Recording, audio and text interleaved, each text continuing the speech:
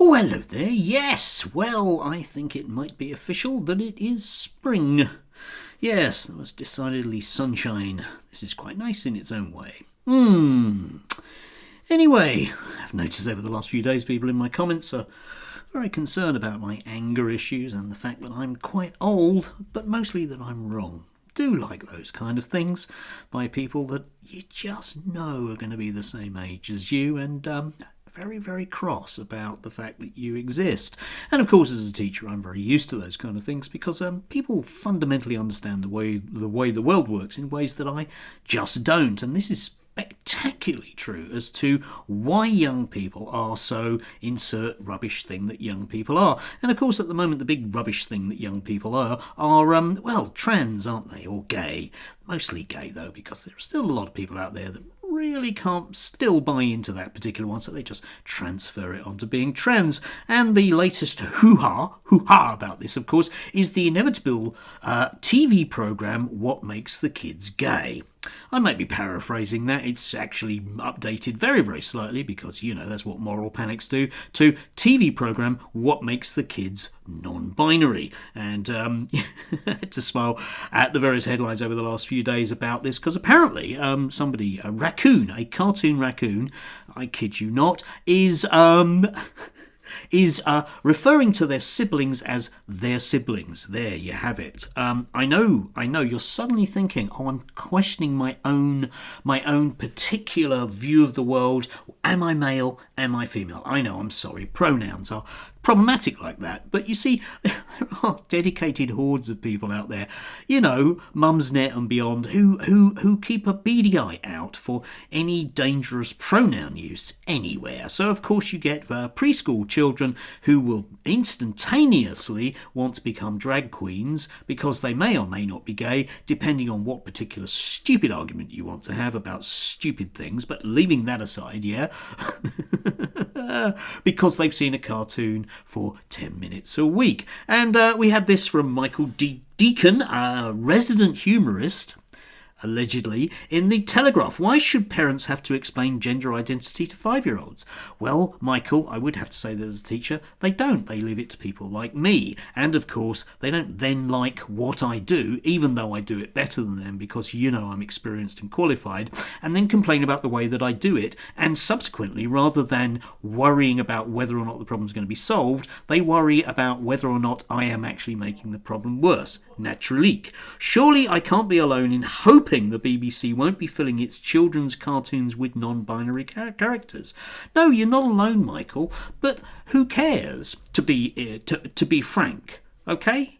Who cares about whether or not you're worried about that? And if you're going to lie awake fretting over that late at night, I might suggest that you want to get out more. If you want to think back in time, we do of course have the inevitable Tinky Winky, a very dangerously pro-gay, look at the handbag, look at the triangle, character who of course produced an entire generation of young gay and lesbian people. Yes, they walk among us because of what they watched as kids. Yeah, they didn't identify as a hoovering mother figure.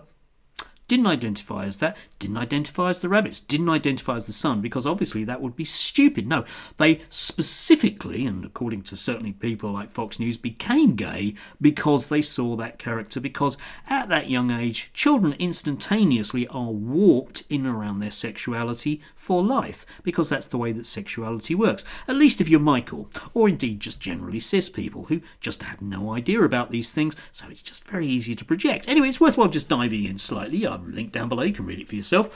For its part, the BBC has dismissed these claims. Ren the Raccoon exists, a spokesman, good for that. Ooh, I was thinking it'd just be a spokesperson, be dreadful, wouldn't it? Pick up the phone, complain to the BBC, etc. Is not a non-binary character. Oh, okay then, that's fine. Oh, no, we'll keep going. Says Michael. Unconvinced, of course, because, of course, all spokespeople for all organisations that Michael doesn't belong to, not the Daily Telegraph, you can trust everything that they print, obviously, is instantaneously a member of the elite media class. Not Michael. You understand? Yeah. All I can say is I would hope not. Introducing a non-binary character would be totally inappropriate for a programme with such young viewers. Right, okay. I'd like Michael next week or in the next, forthcoming days to explain how that might work, how exactly it would be totally inappropriate for that to happen. And it wouldn't be much fun for those viewers' parents either. Oh, okay. So we now have to sort of factor in the parents, okay? We need to make TV programs for young children that basically are addressing an adult audience. Okay, that makes sense to me, Michael. Sure, yeah. I mean, it does neatly sum up, of course, the Daily Telegraph's content, and yours in particular, but that's just me being bitchy, isn't it? After all, little children are by nature extremely inquisitive. Yes, indeed, that's why we keep them safe and we show them cartoons indoors rather than outside playing with bleach and matches. I get that. However, it's a bit of a leap, isn't it? Just so.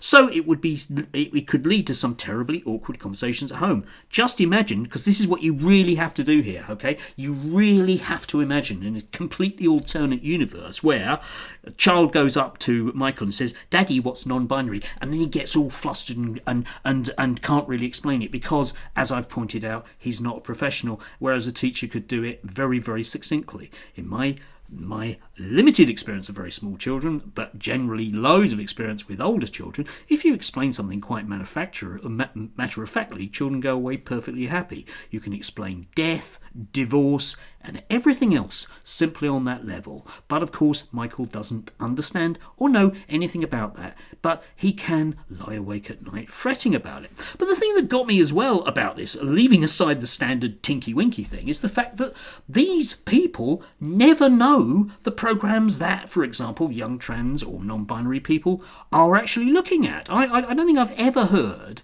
anyone from mainstream media discuss the pernicious effects of Steven Universe, who is an absolute icon amongst certain people out there. Yeah? No, nothing whatsoever. Or indeed, if you want to go slightly further, Bluey, a classically non-binary character.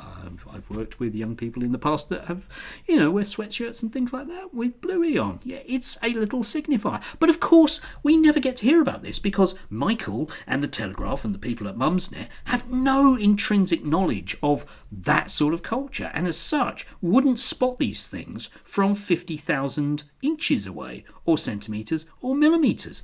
It would be right in front of their face, and they wouldn't know.